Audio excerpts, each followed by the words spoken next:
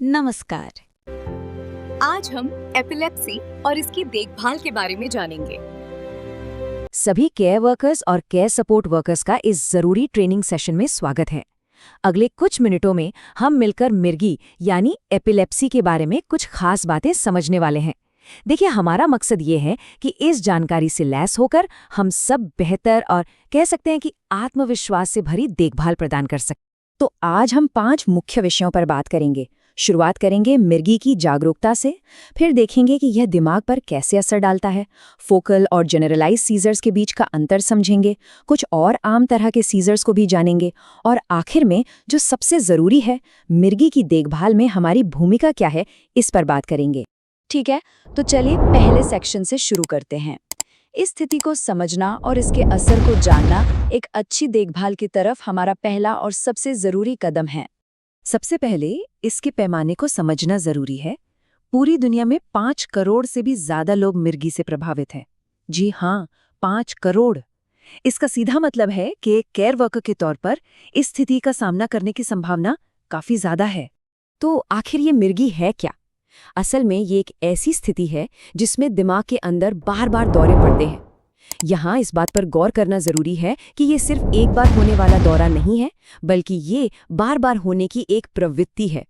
एक care worker के तौर पर हमारे काम को नाइस की गाइडलाइंस दिशा दिखाती हैं। नाइस यानी national institute for health and care excellence इस बात पर जोर देता है कि देखभाल हमेशा व्यक्ति केंद्रित हो। मतलब जिस व्यक्ति की हम देखभाल कर रहे हैं उसकी ज़रूरतों और इच्छाओं को हमेशा सबसे ऊपर रखना है। तो अब हम ये जान गए हैं कि मिर्गी क्या है। चलिए अब हमारे दूसरे सेक्शन पर चलते हैं। ये समझने के लिए कि दौरे क्यों बढ़ते हैं, हमें पहले ये जानना होगा कि हमारा दिमाग काम कैसे करता है। देखिए, हमारा दिमाग 4 मुख्य हिस्सों में बटा होता है, जिन्हें लोब्स कहते हैं। हर लोब का अपना एक खास काम है। जैसे ऑसिपिटल लोब हमारी देखने की क्षमता को कंट्रोल करता है। तो अगर कोई दौरा दिमाग के इस हिस्से में शुरू होता है तो हो सकता है कि उस व्यक्ति को अजीब सी रोशनी दिखे। मतलब दौरा कहाँ से शुरू हो रहा है उसी से तय होता है कि लक्षण कैसे दिखेंगे। दिमाग के अंदर ना कोशिकाएं एक दूसरे से बात करने के लिए केमिकल सिग्नल भेजती हैं। इसको एक ट्रैफिक लाइट की तरह सोचिए। कुछ सिग्नल होते हैं गो वाले, जो एक्टिविटी को बढ़ाते हैं, और कुछ होते हैं स्टॉप वाले, जो उसे धीमा करते हैं। मिर्गी में होता यह है कि ये बैलेंस बिगड़ जाता है। बहुत ज्यादा गो सिग्नल या बहुत कम स्टॉप सिग्नल होने से दौरे पड़ सकते हैं। चलिए अब हमारे तीसरे खंड की ओर बढ़ते हैं, फोकल बनाम जनरलाइज्ड सीजर्स। दौरों को इन 2 मुख्य श्रेणियों में बांटा गया है और इनके बीच का अंतर जानना बहुत जरूरी है ताकि सही जानकारी दी जा सके। लेकिन सवाल ये उठता है कि जब हम किसी की मदद कर रहे होते हैं तो ये अलग अलग तरह के दौरे असल में दिखते कैसे हैं? यहाँ जो सबसे बड़ा अंतर है वो ये है, फोकल दौरा दिमाग के किसी एक खास हिस्से में शुरू होता है। दूसरी तरफ जनरलाइज्ड दौरा दिमाग के दोनों हिस्सों को एक साथ प्रभावित करता है। फोकल दौरे में लक्षण इस पर निर्भर करते हैं कि ये दिमाग के किस हिस्से में हो रहा है। देखने वाली एक जरूरी बात यह है कि व्यक्ति होश में है या नहीं।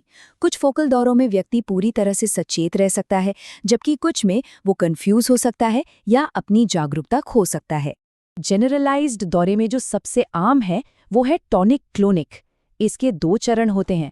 पहले टॉनिक फेज में शरीर अकड़ जाता है और फिर क्लोनिक फेज आता है जिसमें शरीर में झटके लगते हैं। अब हम अपने चौथे सेक्शन पर आ गए हैं, अन्य सामान्य दौरे के प्रकार। टॉनिक क्लोनिक दौरे तो आसानी से पहचान में आ जाते हैं, लेकिन कुछ दौरे इतने हल्के होते हैं कि पता ही नहीं चलता, और उन्हें पहचानना भी उतना ही जरूरी है। इस टेबल में 3 और तरह के दौरे बताए गए हैं, जैसे एब्सेंस दौरा, जो अक्सर बच्चों में होता है। इसमें ऐसा लगता है कि व्यक्ति बस कुछ सेकंड के लिए कहीं खो गया है। मायोक्लोनिक दौरे बिजली के झटके की तरह होते हैं, अचानक। और एटोनिक दौरे में व्यक्ति अचानक से अपनी मांसपेशियों पर कंट्रोल खो देता है और गिर सकता है। तो अब आते हैं सबसे जरूरी हिस्से पर, हमारा 5वां और आखिरी सेक्शन, मिर्गी की देखभाल में हमारी भूमिका। ये सारी जानकारी जानने का असल में मतलब क्या है? सबसे अच्छी मदद कैसे की जा सकती है? हमारी ऑब्जर्वेशन यानी हम जो देखते हैं वो अविश्वसनीय रूप से कीमती है। अक्सर हम ही वो चश्मदीद गवाह होते हैं जिनकी दी हुई जानकारी एक स्पेशलिस्ट को सही तशखीस यानी डायग्नोसिस करने और इलाज तय करने में मदद कर सकती है। हमारी सबसे बड़ी मदद में से एक है एक डिटेल्ड सीजर डायरी रखना। इसमें क्या क्या रिकॉर्ड करना है? तारीख और समय, दौरे से ठीक पहले व्यक्ति क्या कर रहा था, दौरे के दौरान क्या हुआ और बाद में ठीक होने में कितना समय लगा। ये जानकारी डॉक्टर्स के लिए सोने की तरह है, सच्ची में। आखिर में सब कुछ इन सिद्धांतों पर आकर टिकता है। हमारी भूमिका सिर्फ देखभाल करने की नहीं है, बल्कि उस व्यक्ति को सशक्त बनाने की भी है। उन्हें हमेशा उनके फैसलों में शामिल करें, उनकी ज़रूरतों का सम्मान करें और याद रखें, हमारी सटीक ऑब्जर्वेशन पूरे हेल्थ केयर टीम के लिए बहुत ज़रूरी है। इस ट्रेनिंग को पूरा करने के लिए बहुत बहुत धन्यवाद। केयर वर्कर्स और केयर सपोर्ट वर्कर्स के रूप में किया गया काम बहुत महत्वपूर्ण है और मिर्गी के बारे में अपनी समझ को बेहतर बनाने की ये कोशिश वाकई सराहनीय है। इस ट्रेनिंग सेशन पर आपकी कोई भी प्रतिक्रिया या टिप्पणी हमारे लिए बहुत कीमती होगी, ताकि हम भविष्य में इसे और भी बेहतर बना सकें। धन्यवाद। क्या आपने आज कुछ नया सीखा? मिलते हैं अगली वीडियो में। धन्यवाद।